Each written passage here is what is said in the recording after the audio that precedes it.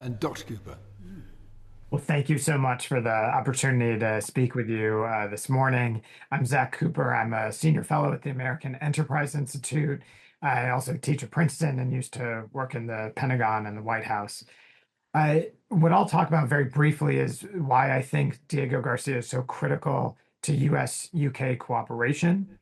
And the bottom line is that Diego Garcia is the pivot point for the United States between the Middle East and the Indo-Pacific theaters.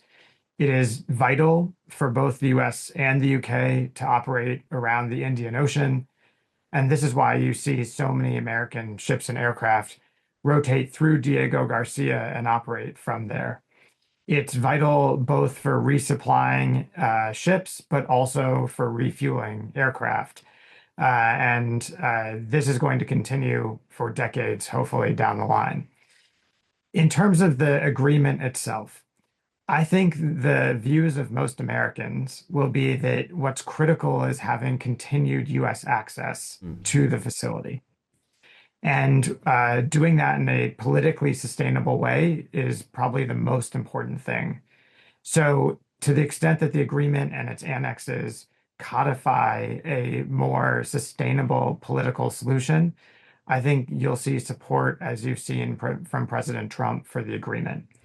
There are going to be some concerns about whether there could be limitations on US operations out of the facility. I think the US government will probably want to know exactly how long it needs to notify the government before it does operations. More likely, I think, after it does operations, that would include strikes on third countries.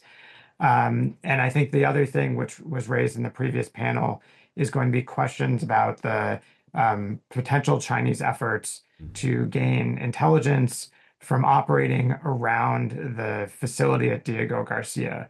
But I personally do not see anything in the agreement that fundamentally changes China's ability to do that already. So let me just say one last comment, which is I think from the American point of view, again, what's most critical is the long-term sustainability of this plan. I'm not a lawyer, however, as Dr. Withington said. So, I think the legal announcements from the American side are probably going to be a little bit different from the strategic announcements, which is really where I'm focused. Thank you. Ernest Cousins. Thank you. I think, Dr. Cooper, you've just answered most of the question I was about to ask about the critical importance to the US of Diego Garcia. But could you perhaps just expand on whether the transfer of sovereignty to Mauritius has had or would have any make any difference to the strategic value from the of the base from the perspective of the US, and also comment on whether, if it is equally critical to the defence and security interests of the US as it is to the UK, wouldn't it be reasonable for the US to contribute to the cost of leasing back the Diego Garcia military base?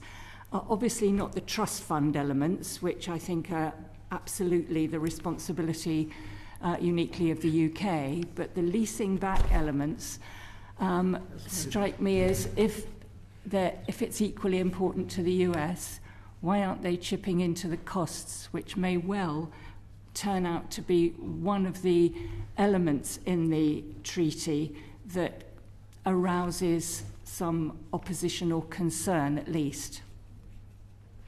Perhaps Well, Dr. thank you. Wonderful questions. On the first one, I would say there are some absolutely critical elements of Diego Garcia that aren't replicated in other facilities. And so, for example, the ability to base a US aircraft carrier and have it pull into port, that requires a very long wharf. And that is something that exists at Diego Garcia. It does not exist elsewhere in the region. Also, the length of the airfield, which is very advantageous. As you noted, none of those things are going to change with this agreement. I do think the way I would think about this is that the United States is essentially worried about both the short term and the long term at Diego Garcia. In the short term, it would probably be ideal for the UK government to continue to have complete control over what happens at Diego Garcia and in the air and water surrounding it. The concern, however, would be over the long term whether that is sustainable.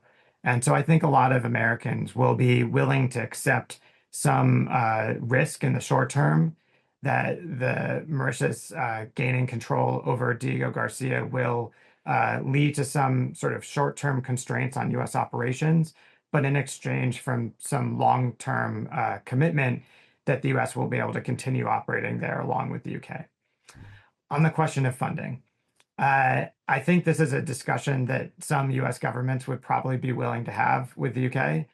I doubt that the Trump administration would be willing to discuss this. And I say that based on two viewpoints. First, the US already has a number of facilities that it is providing substantial support for in the Pacific. So we have three major areas where we have compacts of free association, and we provide substantial support in those regions. It has been very difficult to get congressional support for that funding. And the Trump administration, I think, has questioned to some extent whether the US should continue to do so.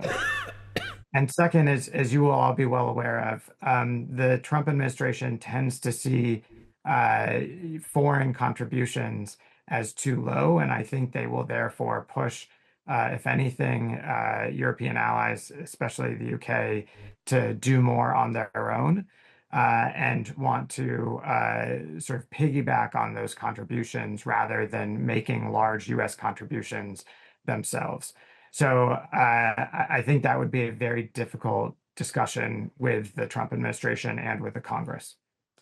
Dr. Cooper, and perhaps when you answer, you could, because you gave a very discouraging answer to an earlier question about a US financial contribution to Diego Garcia, but presumably the United States incurs very considerable costs from operating the base at Diego Garcia, which it assumes entirely on its own. Could you give any idea how big those are? Well, thank you. I'll just say first on the initial question, I was going to say the same thing that Dr. Withington said about space-based surveillance. I think that is something that is going to change the dynamics substantially, and it means that China and other actors are probably going to have real-time surveillance of most activities at Diego Garcia going forward. That doesn't necessarily mean signals intelligence. The other risk that I think we have to acknowledge is that there might be unmanned systems launched, if you can imagine, like what Ukraine did against Russia. This can be done off of ships, and that could target assets on Diego Garcia. There's nothing in the agreement that I think makes that impossible, and there's nothing that could, because, as others have said, you can operate it from international waters and still attempt to conduct those types of attacks if the unmanned systems have sufficient range. So I think we'll have to see additional point defenses and other air defenses go into Diego Garcia over time to deal with those risks. And I don't see anything in the agreement that constrains the UK's ability to do that or the US's ability to do that. On the funding question, look, my personal view here is that the US should take a different approach on funding with foreign facilities. And in fact, that if you actually calculate the amount of money that the US pays at most foreign facilities, the US is getting a good deal. And in fact, that if you look at facilities in the UK and Germany and Japan and South Korea, that actually it's cheaper for the US to put forces abroad than it is to keep those forces at home, because many of the costs of those forces are borne by the host countries. I don't think there is a public assessment anywhere of the exact costs of Diego Garcia from an American point of view. I doubt that the US government would pick up those costs under the Trump administration, but I do think under a different administration, this is probably something that could be up for consideration. And so I guess the final thing I would say on this is the way the Trump team often talks about this, it's almost as if any U.S. Forces that are deployed on territory abroad are defending that territory for that ally or partner. And so it is the ally or partner that should be paying for that facility.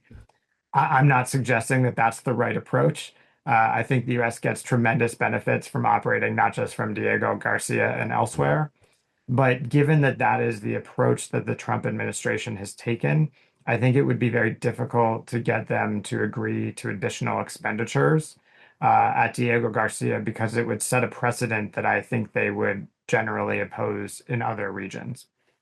And I just add one very brief addition to that, which is that I think actually land access is more and more important going forward because projecting power from naval and air platforms is incredibly difficult to do in a sustainable way. And so, even though I know there are many new technologies that are coming online that will change the value of Diego Garcia, I think the value of Diego Garcia, both to the UK and to the US in coming decades, might actually grow rather than decrease. Thank you. Thank you very much indeed, the three of you. That's very informative indeed. The session is over. Thank you. Thank you very much. Thank you. Thank you, Andy.